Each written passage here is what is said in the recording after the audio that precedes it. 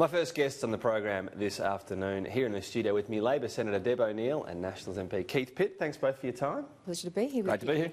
Let's start on the union bill. Can you trust your good friends at One Nation again?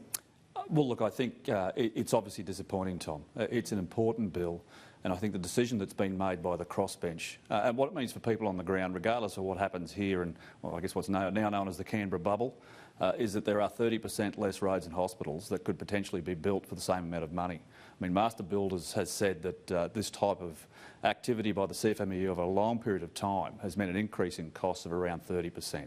So this is the taxpayers' funds that could be delivering more services for them, and I think it's an incredibly disappointing outcome. Can you trust One Nation? Well, it's a matter of always negotiating and discussing with crossbench senators. They are duly elected. We will deal with them individually and in groups, as we always have. We'll obviously treat them with respect. But what they've done is actually cost the taxpayer an opportunity to get more services and more facilities right across this country. Should the negotiations have been going on with Jackie Lambie at the same time? Insurance policy?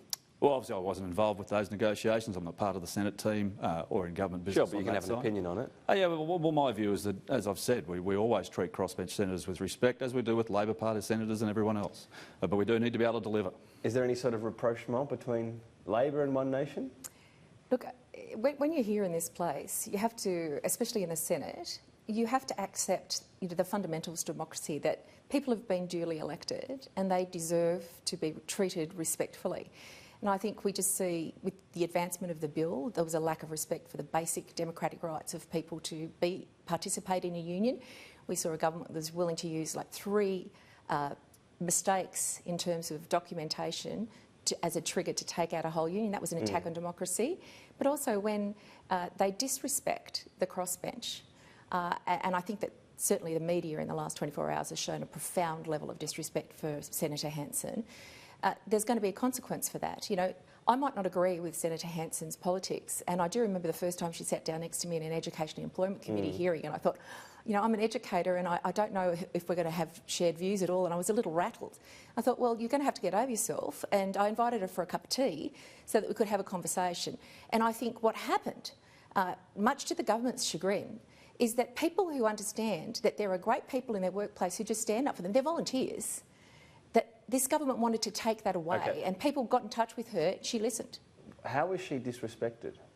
Well, I think there's been a taken for grantedness about the Hanson votes in this place. Well, the understanding is that she said she was going to give her vote, and they agreed to all of the amendments she put up, all 11. That's not taking it for granted, that's agreeing to her amendments. Well, I think Pauline Hanson is well able to speak for herself about what it is that she said she concluded as an agreement with the government. But they agreed with all the amendments she put up. That's a fact. Well, that's inarguable. You do know also that there are tactics that are at play, and Miss Hanson took her responsibility to the Australian people as a priority rather than her conversation with the government, in whatever way they might have chosen to perceive that. Now, you can only get the true answer from her, but the reality is, I think it's not just on this bill. You can get the true answer from both sides, is what she says, and is what the government says, that she was in. Well, she wasn't, was she? Well, I mean, no, not in the end, but she and the could have result said she was shows in. her. Well, she could have, but she's not obliged to. And this is what we see from this government. You know, they think that they're born to rule.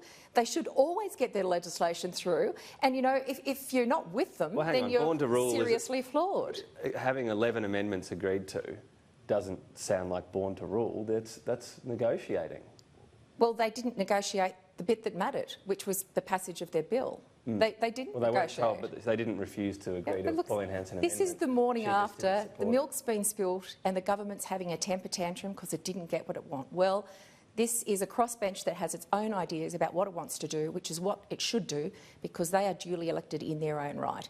Miss Hanson has every right, as any crossbencher has, to exercise the vote that she wants in whatever way she wants at any point of that process. She certainly can. And that's what she did.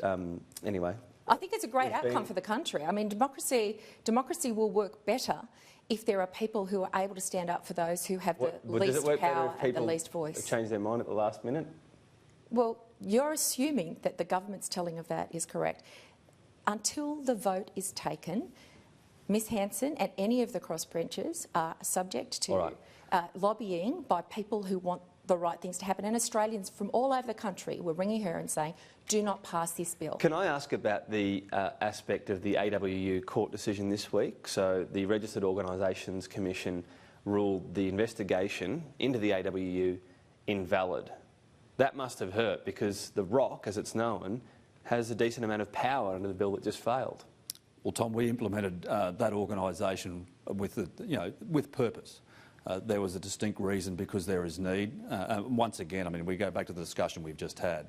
What Senator Hanson and others have done have basically determined that the taxpayer gets less value for money. Because these unions, that is not true. They are that is not outright. true.